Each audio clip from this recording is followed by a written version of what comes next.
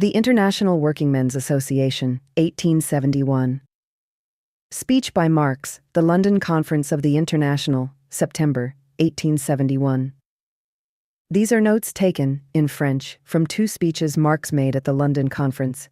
Protocols of the Sessions of September 20th, 21st, 1871. September 20th, Citizen Lorenzo reminds us to stick to the rules, and Citizen Bastelica followed his example. In both the original statutes and the inaugural address, I read that the General Council is obligated to prepare an agenda for the Congresses for discussion. The program which the General Council prepared for the conference deals with the organization of the association, and violent proposal relates directly to this point. Hence, the objection of Lorenzo and Bastelica is unfounded. In virtually all countries, certain members of the International, invoking the mutilated conception of the statutes adopted at the Geneva Congress, have made propaganda in favor of abstention from politics, and the governments have been quite careful not to impede this restraint. In Germany, Schweitzer and others in the pay of Bismarck even attempted to harness the cart to government policy. In France, this criminal abstention allowed Favre, Picard, and others to seize power on September 4th. This abstention made it possible, on March 18th, to set up a dictatorial committee composed largely of Bonapartists and intrigants, who, in the first days, lost the revolution by inactivity, days which they should have devoted to strengthening the revolution. In America, a recently held Workers' Congress, National Labor Union, August 7th to 10th, 1871, Baltimore, resolved to occupy itself with political questions and to replace professional politicians with workers like themselves, who were authorized to defend the interests of their class. In England, it is not so easy for a worker to get to Parliament, since members of Parliament do not receive any compensation and the worker has to work to support himself.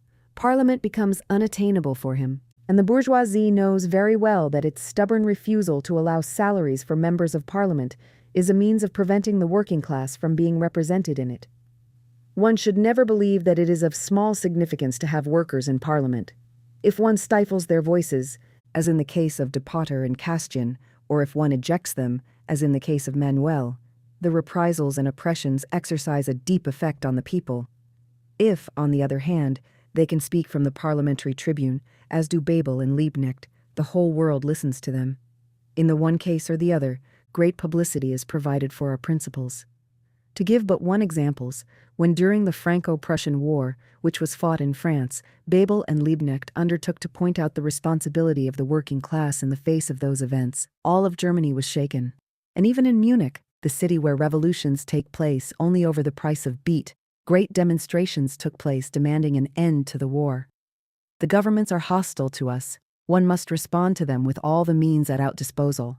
To get workers into Parliament is synonymous with a victory over the governments, but one must choose the right men, not Tolanes. Marx supports the proposal of Citizen Vaillant as well as Frankel's amendment to state it as a premise, and thus strengthen it, that the association has always demanded, and not merely from today, that the workers must occupy themselves with politics. September 21st. Marx said he had already spoken yesterday in favor of Vaillant's motion, and therefore he would not oppose him today. He replied to Bastelica that at the beginning of the conference it was already decided that it would take up exclusively the question of organization, and not the question of principles. In regard to the reference to the rules, he calls attention to the fact that the statutes and the inaugural address, which he's reread, are to be read as a whole. He explained the history of abstention from politics and said that one ought not to let himself be irritated by this question. The men who propagated this doctrine were well-meaning utopians, but those who want to take such a road today are not. They reject politics until after a violent struggle, and thereby drive the people into a formal bourgeois opposition which we must battle against at the same time we fight against the governments. We must unmask Gambetta so that the people are no longer hoodwinked. Marx shares Vaillant's opinion. We must reply with a challenge to all the governments that are subjecting the International to persecutions. Reaction exists on the whole continent.